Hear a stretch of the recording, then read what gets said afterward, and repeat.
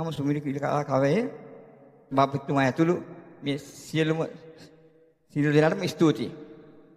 ඒකම ජීවකෝ පායතනෙටත් ඒ වගේ මේ හැමෝටම ස්තුති කරනවා මට මේ අවස්ථාව ලබා දුන්නටත් මේ හැමදේම කරගන්න මට දුන්න සෞඛ්‍යයට මම දෙයයන්ටත් ස්තුති කරනවා මේ මොහොතේ.